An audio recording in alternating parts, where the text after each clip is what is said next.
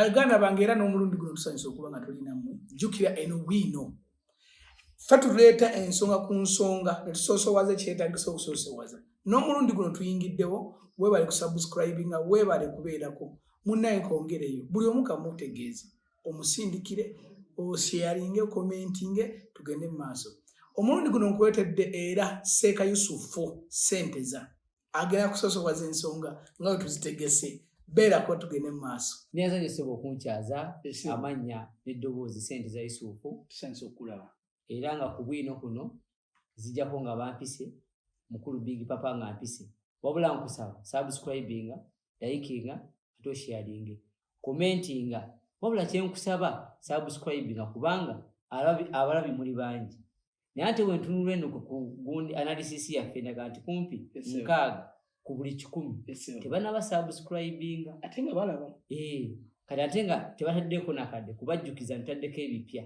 abamu ne batukubya amasimu ate temunateekayo kapya twakati n'ensonga eyo subscribinga onyiga akadde tetujja nakujjukiza adde okuba amasimu nga kapya wakalabedda webale nyo webale ddala sebu nsanyusa okuddamu okusanga amin ennaku zino mbadde ndi mu mbeera enzibu ennyo naye Allah yansaasidde ebizibu ne bitambula nga wayagala omanyi wotafuna bizibu tobeera musajja toba musajja lwaki ogambye bwoti buli musajja yenna aba n'okusoomoozebwa nekyalengezze kati buli ofuna okusoomoozebwa neokuyitamu kyekikufuula omusajja alhamdulillah kati anywa omwenge neyeebaka alina kusoomoozebwa kwaki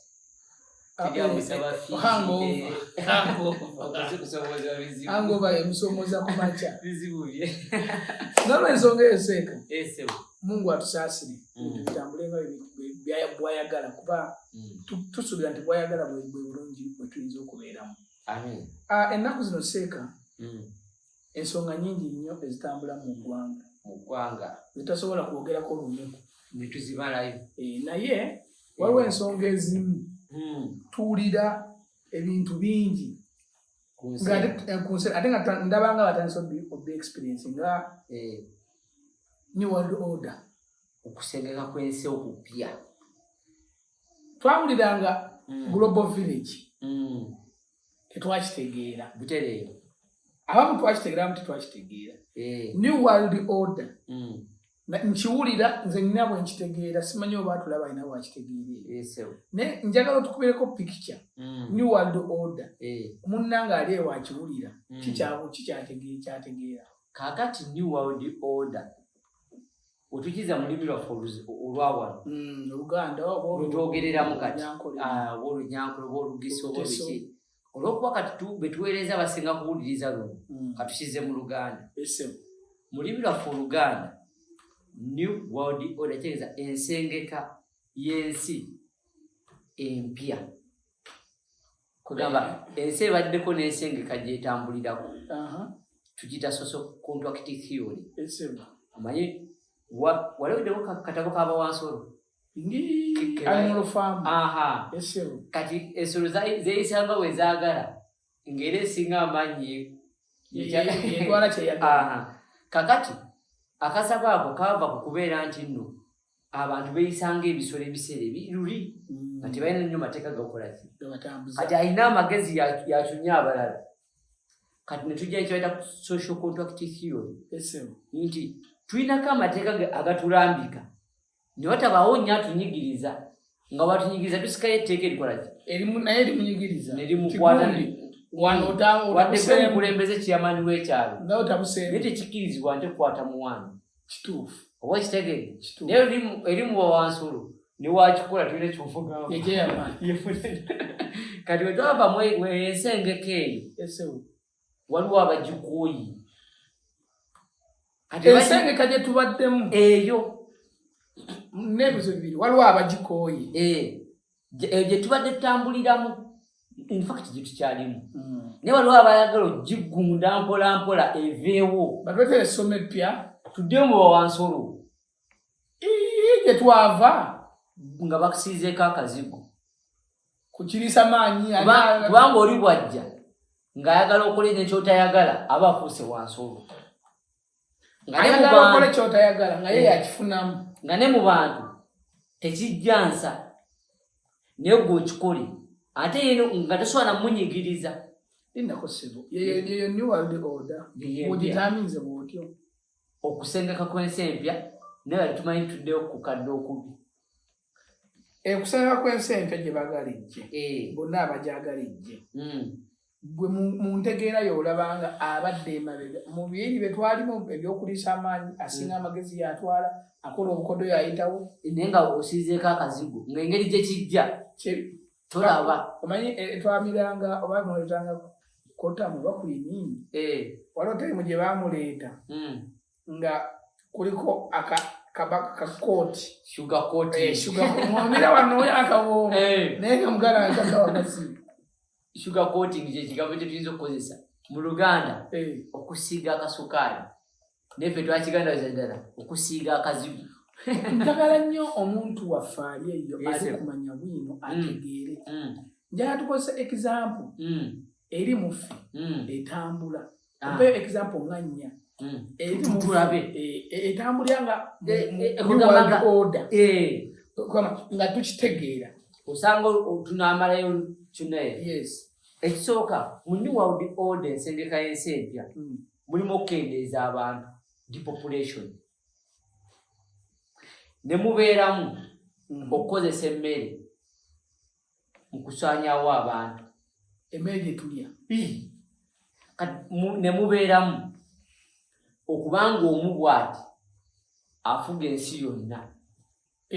Global village kyewayogeddeko obeera wano ng'akulaba ali Nigeria ate n'akontrolinga ne mu byova okukola kugamba ng'ayima eri n'atukontrola n'abanga ali ku kyalo kikotuli ku remote. Kati mu nsengeka y'ensi empya mulimu okuleeta bwe bayita radio frequency identification chips. Nakitegeeza ki ekyo?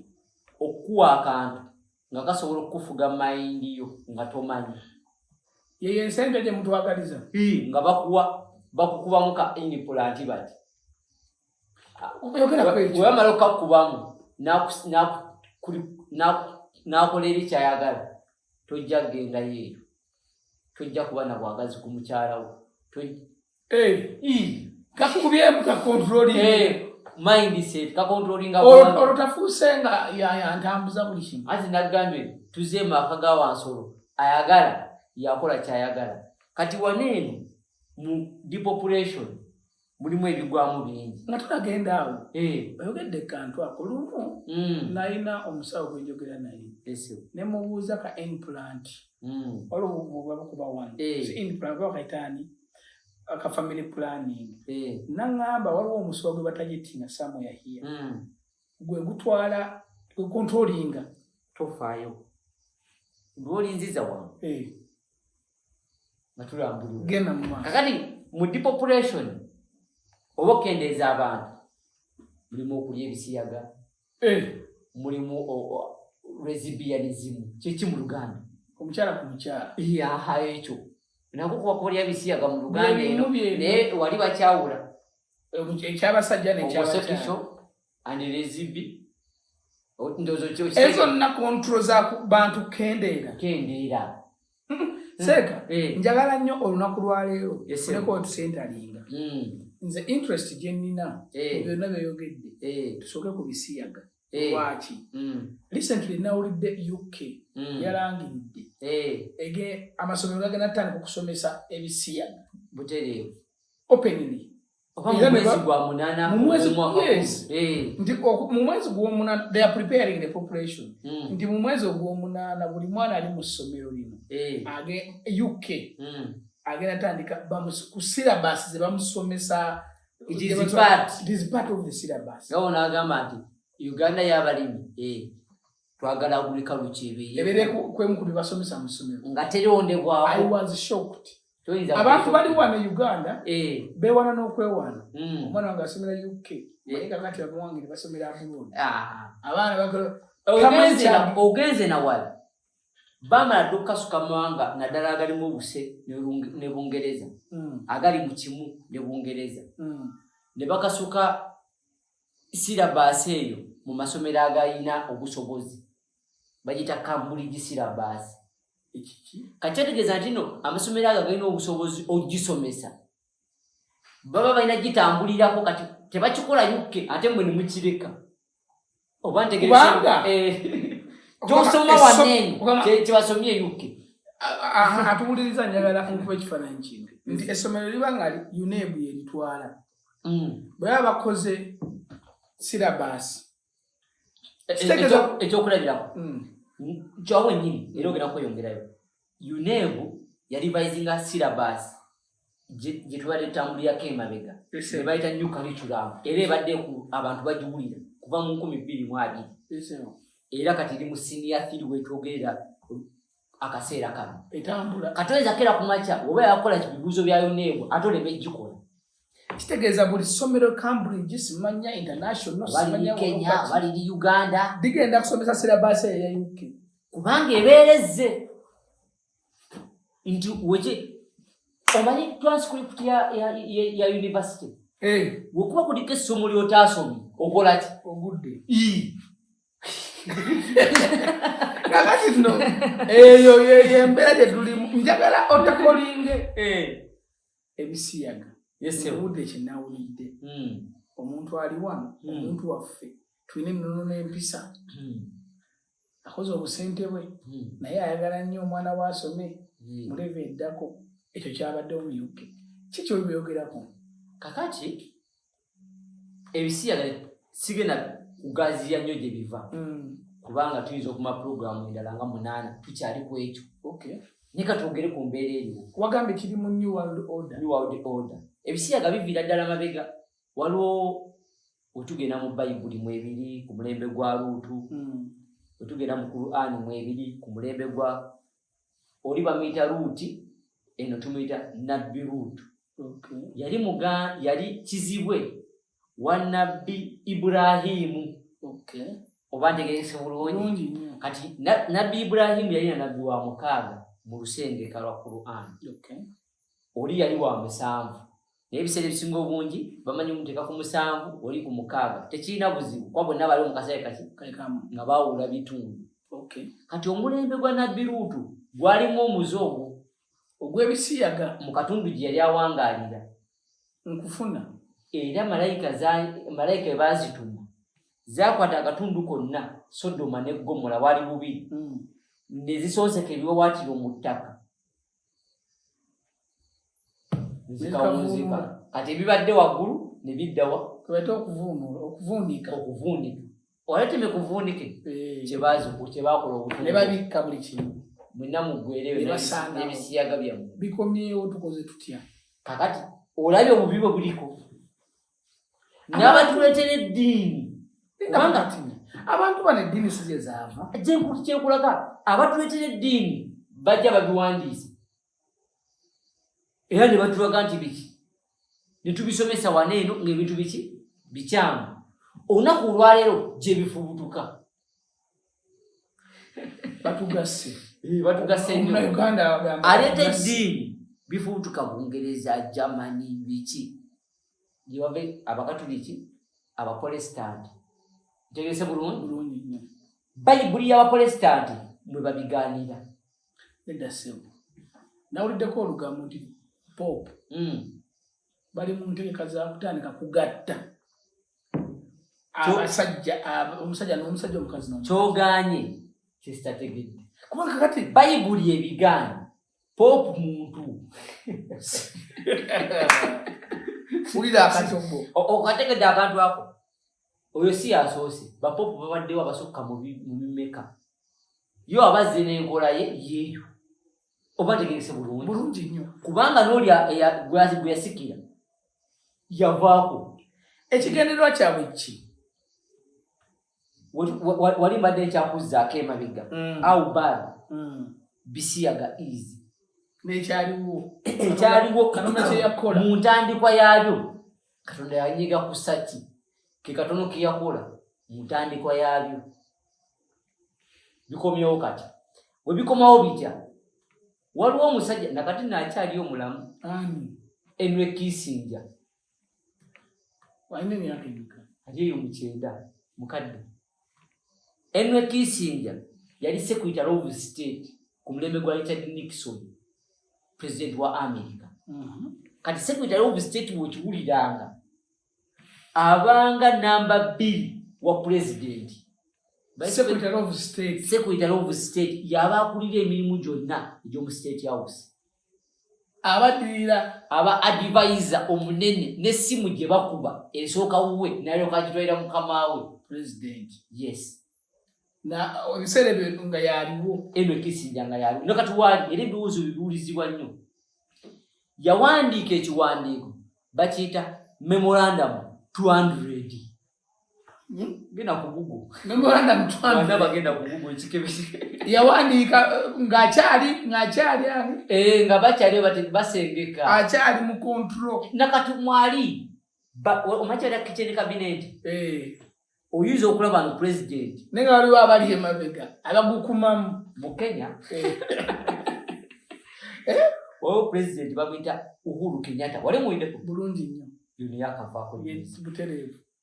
Yalina maama Njina yennyina. Kitawe gwe yawasa n'azaala oyo. Kitawe Jomo Kenyatta yafa mu 1970. Oyo maama Njina nga wagamba mutabani kola boti. N'obeera gwa advisor. Ogweta kitchen cabinet. Baba eno nenga bamukiyungu naye nga mufumbi mulungi. Nenga talabika wano ku mmeeza ku dining. Kati Henry Kissinger kitchen cabinet mulungi mu generation zonna ez'Amerika ezizze zibeerawo. Mu by'amagye, mu byaki. Yali mu kiyungu eyo naye yafumba. Yatabule. President ajjako alina omukubira kasimu gy'oli. Jangu. Yamanye ekintu ekitakoze bitya. Njawandika enkyo gyabira. What? Kati it is akyali influential nnyo. Ajjata mu nsonga eno. Kati Henry Kissinger awandika Memorandum 200. Yes sir. Ng'erimu depopulation. Okendeeza abantu. Kati tubakoze eki? Wasoma oluzungu onyambako n'okubivuga. Tubakoze eki? Tubakendeeza tubakoze. Bo balina okutya nti useless people. Tonyiga. Batwawulana mudda. Mulimu ba useless ne ba Yusufu. Useless people are eating our resources. Which fatulina ezaffe. You go useless. Toli muduka? Nange sewe. Ebituli byonna byaffe ne buli kimu bagamba Africa eno singa twali tulimamu emmere n'erisaffe. Bano abayo tebeetaagibwayo. Africa ekwata kyakubiri mu continent ezisinga obunene ng'oggyeko Asia, Africa ekola yeddako ne mu population wekiri.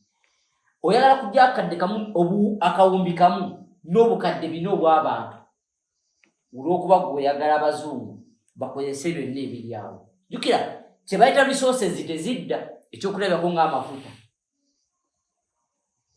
Ate omufirika waba agavugise avuga akamotoka ke factories.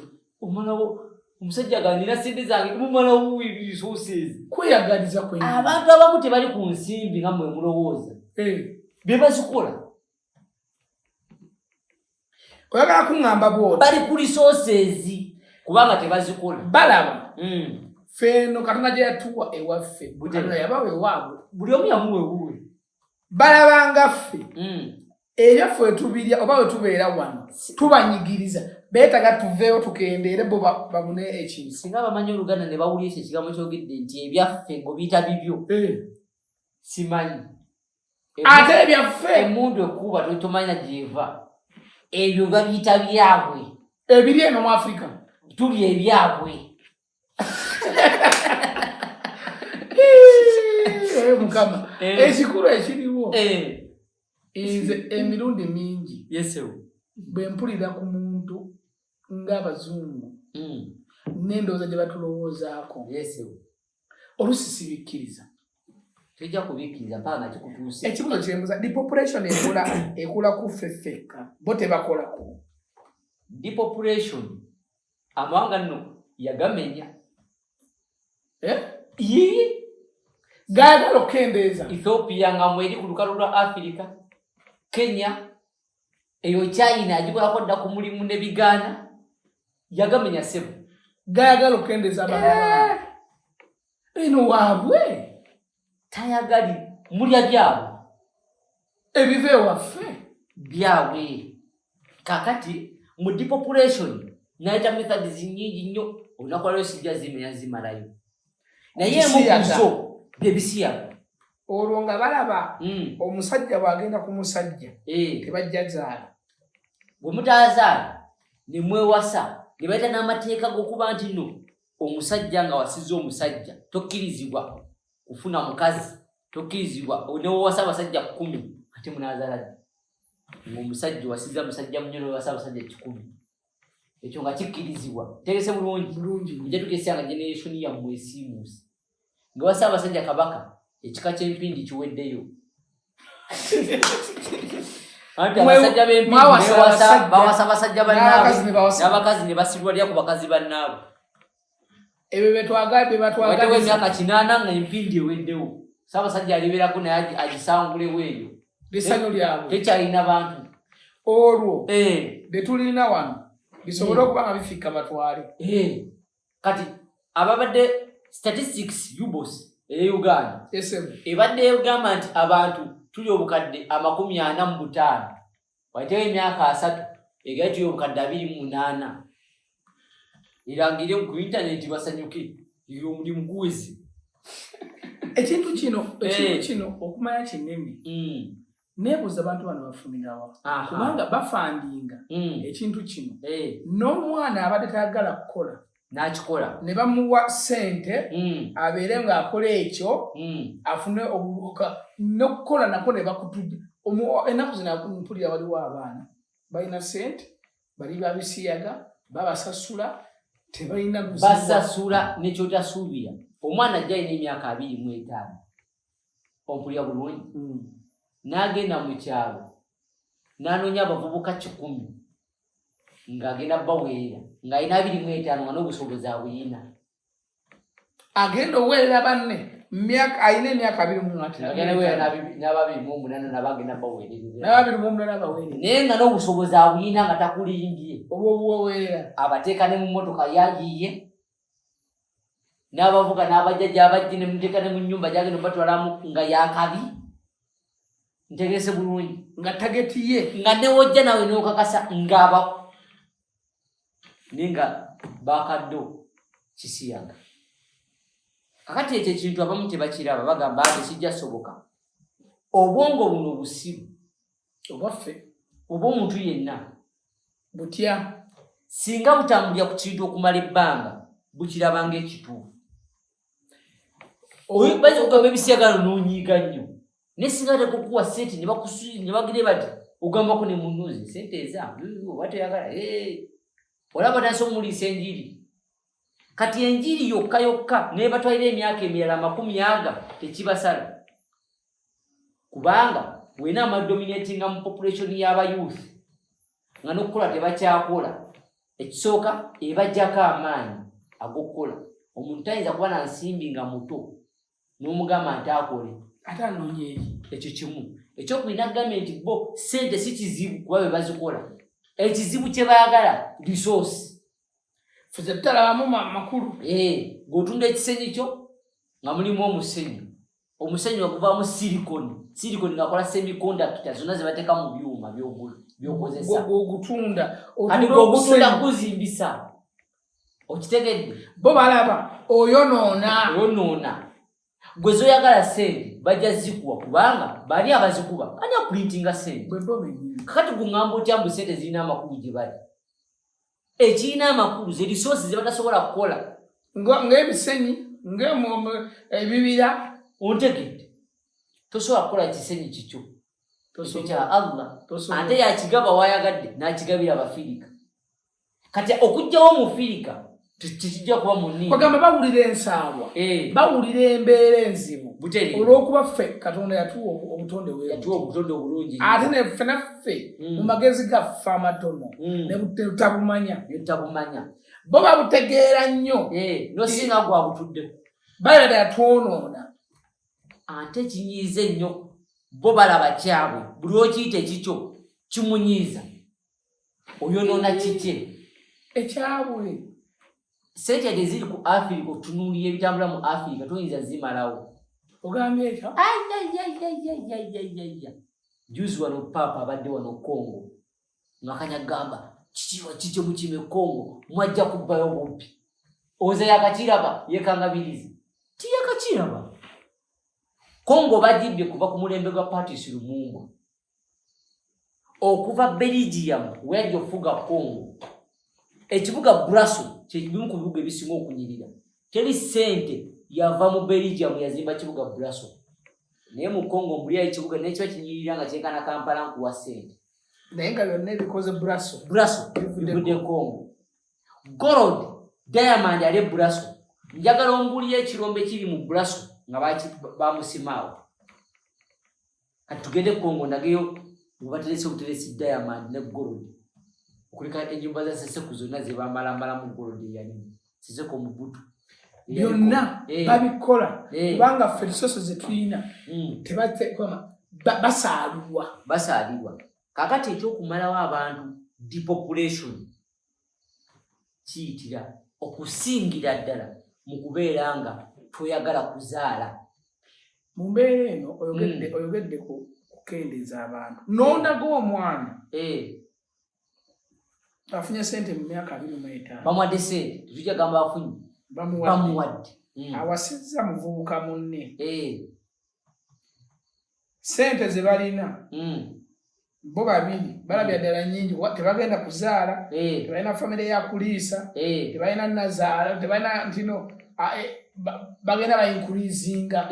Ono ewaabwe bakoze loosi talina baana, n'ono bakoze loosi talina baana. Bo batambuza. Ate akyasika abalala kuba sente azirina tezirina kyezikola. Buli wagenda kapate kasuddeyo ng'asikayo omulala. Embeera yatuuse wano. Weri masomero, werire mu bantu ababulijjo, weri ddala atuba banatuwuliriza ne ku kyalo kyokweri. Ebyo gyotulengerera. Gundi oluusi tulaba nti tebirina batuuka nnyo kale tubiwulira. Kangu ekyokulabirako depopulation. Abazungu balina kino wenkyogera kirina wawaza amatu g'abantu. Balina kyebayita demystifying sex. Okubeera nga enkola y'ekifumbo eyitibwamu okuzaala bagifuula akazannyo. Kakati kibeere nga tekikolebwa kuzaala nga muzannyo nga olaba ttena ng'omupiira. Kakangwe ekyokulabirako ebintu bino ebyokulaga pornography ebiseera biri mu 98 webyayogerwangako bwogerwanga golowooza tekisoboka. Bantu gukwata ku butambi ne bagusaasaanya kubanga kyali kikola kya nsonyi naddala no mu Uganda nga olaba oli nze gye nakulira n'okunsibako obusibi omuwala ng'okaayana nti oyo mukazi wo nga nyinza n'okukaaba maziga. Kati akaana akato mu myaka gye nalimu 8 okagamba omukazi wo ne kaseka busesi kyakyuse. Eyo mmoro neevaawo nga abantu balabanga ekyokusaaga. Juzi ndalabye wanene akatabinenti ng'omuwala omukulu ali myaka nga 24 ali kaana akato ka myaka nga 8 ali mu kakomberera. Gindi kakoleko wano nga tumaze biri wano Uganda wano nga amukutte tayinza kuba mwana muto nga alina smartphone. Naye ng'ate ono ali wano ali mu kukomberera akaana alina amutudde wano okumpi nga naye muwala munne mukulu nga tafaayo. It is normal. Awo tutuuse. Kakati olabye wali ekyalabika ng'alowooza tekijja soboka olabye bisobose. Kati wekubanga tusobola okulaga obutambi obw'obuseegu buli nga tekisoboka kati babulaga ku simu butambula n'ebisigadde kyafuuka nnyo nnomo. Nolaba omuntu neeyambula n'akola n'oduzize ku buli wamu n'afuuka sita n'afuuka mbu waakabi. Edda abaali bakola sheezo nalabanga sho zino kigenyagenya walabako abambala obubi bonna gome style nga ya kifirika ya kati ndera waliwo kye natidde kati bizanyo labo banabiraba waliwo kye natidde n'abazadde batandise okuwolereza abaana babwe mu kwambala obubi nti gwe wabadde okimanyi ki bo babadde bagenda kwambala bubi wategedde bambala bubi osanga abazanya ne katemba tubite katemba comedy byombi nga bawemula naye nga ne bibawemula bali mu kuseka ng'abali eno mu audience beba w'amaanyi bali kubanga oli wabwe edda wawemulanga mu sho ne musigalamu abantu Charles James Senkubuga ali mu kuzanya Andrew Beno ne kibuuka kigenyagi nakubawo ekigambo temuli asigala katu bayingira buyingizi oli abasasula omunne kyayogedde yangu wagwasoloza lumu kankwe story lumu nagenda mu comedy ili otwazibwa my second nagenda mu comedy nali ne mu muzee wange yali nanuka makamutu mutwaleko auto abeere yali birthday yes nga tumuna tukunguka tukula ticket emu mu theater muje sijja kwogera comedy batugambe waliyo katemba nga tutula ku ntebe zonna ziranye ebiberenge wewe omanyi embeere sho yatutama ife nga naye muzee waffe era kayamutamye edda kubanga babakubagawo ebigambo buli omu neyeebuzaabuza n'agira bw'ati naye nga mutuufu mubula kusituka mugende kati mwe mwali morali nga babategeka mu morozi empisa kati bwe batategeke mmanju eyo gye mwali muliyayo kaseko ng'abantu bajjudde bwekyo bakimanyira society yaffe wawoyogedde weetuuse